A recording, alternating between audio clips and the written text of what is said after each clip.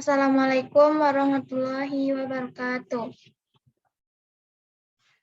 Baiklah, kami dari kelompok 4 akan mempresentasikan materi tentang spermatopita dan gimnospermae dengan dosen pengampu yaitu Bu Ganda Hijrah Selaras. Sebelumnya izinkan kami memperkenalkan anggota kelompok 4. Yang pertama ada Gilang Surya Ramadan, yang kedua ada Amanda Alfistri, yang ketiga ada Mutiara Madina. Baiklah, untuk materi pertama akan disampaikan oleh Mutiara Madina. Kepada Mutiara Madina dipersilahkan.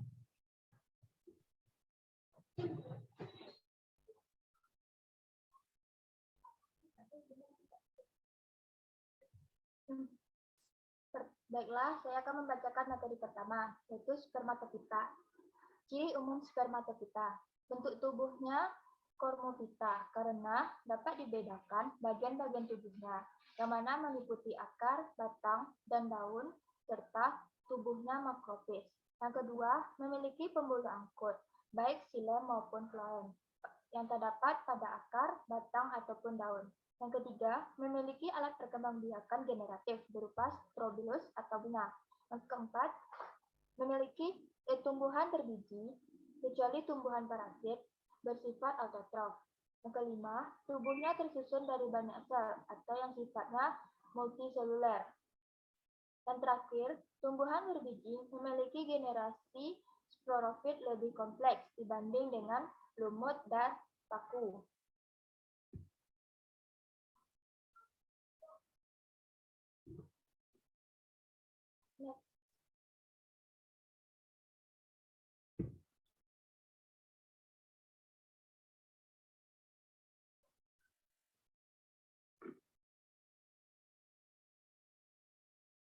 Yang kedua yaitu klasifikasi spermatopita. Tumbuhan berbiji dibagi menjadi dua jenis, yaitu tumbuhan berbiji terbuka atau gimnospermae dan tumbuhan berbiji tertutup atau angiospermae. Tumbuhan berbiji terbuka dibagi menjadi 4 kelas, yaitu ginkgoinae, cicadinae, netinae, dan coniferinae. Dan tumbuhan berbiji tertutup dibagi menjadi 2 kelas, yaitu monokotil dan dikotil, yang mana dapat kita lihat pada gambar berikut.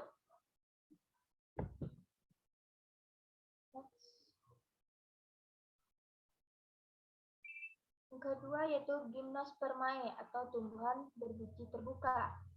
Ciri umum dari tumbuhan gimnospermae. Yang pertama, tidak mempunyai bunga sesungguhnya dan bagian bijinya tidak terbungkus oleh daun buah. Yang kedua, mempunyai akar dan tunggang serta memiliki berkas pengangkut berupa floem serta xilem. Yang ketiga, bagian batangnya terdapat kambium sehingga dapat tumbuh membesar. Yang keempat yaitu alat perkembangbiakannya berupa strobilus atau disebut dengan tunjung. Yang terakhir yaitu bentuk daun berupa jarum atau sisik seperti pinus dan cemara dan bentuknya lebar seperti malinju.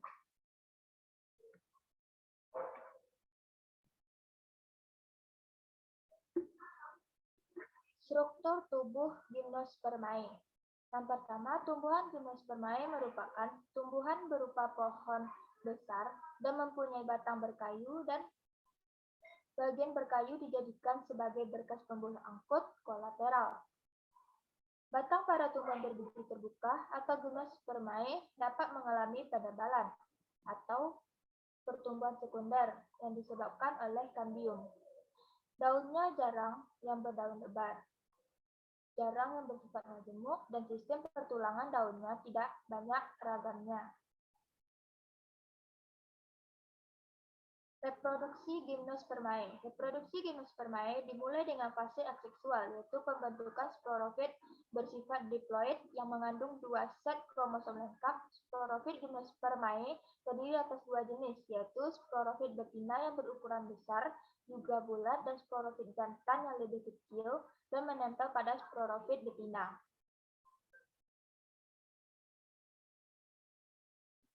Berikut merupakan siklus hidup dari pinus, yaitu tumbuhan gimnospermae. Baiklah, sekian materi yang dapat saya sampaikan. Saya kembalikan kepada moderator. Baiklah, terima kasih kepada Mutiara Madinah. Materi selanjutnya akan disampaikan oleh Gilang Surya Ramdan. Kepada Gilang Surya dipersilahkan. Baiklah, saya akan melanjutkan presentasi dari Mutiara Madinah.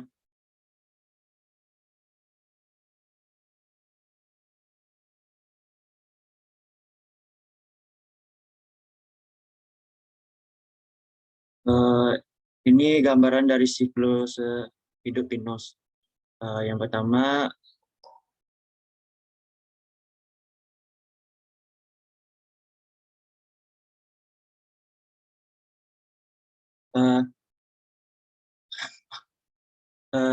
klasifikasi Gymnospermae, yaitu kelas Psittacididae. Tumbuhan Psittacididae memiliki penampakan yang mirip dengan tumbuhan palem. Hanya saja memiliki alat reproduksi yang berbentuk seperti strobilus dan berbiji terbuka. Dapat tumbuh dalam pohon atau semak dengan pertumbuhan yang lambat karena menggugurkan daunnya. Psittacididae memiliki karakteristik seperti memiliki pembuluh dan disebut dengan bersisik. Tergolong dalam tumbuhan dioecious. Contohnya dari kelas ini ialah Siccas rumpi yang dikenal sebagai pakai saji atau akar bunga karang. Kelas Coniferinae. Conifer pada kelas Gymnospermae merupakan tumbuhan yang memiliki alat reproduksi terpisah antara jantan dan betina. Memiliki daun berjarum atau pohon jarum. Contoh tumbuhan kelas Conifer adalah pinus dan damar. Tanaman konifer bisa tumbuh dalam kondisi iklim tropis pada daerah dengan ketinggian yang cukup tinggi atau pada daerah yang dingin dan beriklim sedang.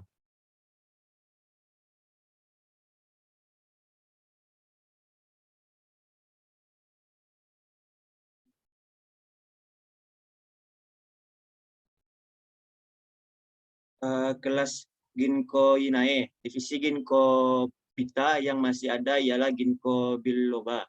Tumbuhan ini berasal dari Cina. Ginkgo berupa pohon besar yang ketinggiannya bisa mencapai lebih dari 30 meter. Daunnya yang bertangkai, panjang serta lebar menyerupai kipas. Tulang daun menggarpu. Tumbuhan ginkgo beralat kelamin jantan dan betina tidak berada dalam satu pohon. Tumbuhan ini mempunyai biji yang berkulit keras, berwarna kuning, berukuran sebesar kelereng, aromanya yang tidak enak. Kelas Ginetinae. Divisi Ginetophyta mempunyai strobilus jantan yang tersusun secara majemuk. Daunnya berhadapan, seluruh pembuluh ada pada kayu sekunder, tidak pada saluran resin. Contohnya dari divisi ini adalah Ginetum, Ginoman, atau Melinjo. Alat kelaminnya ada pada satu pohon atau berumah satu. Namun letak bunga jantan dan bunga betina terpisah.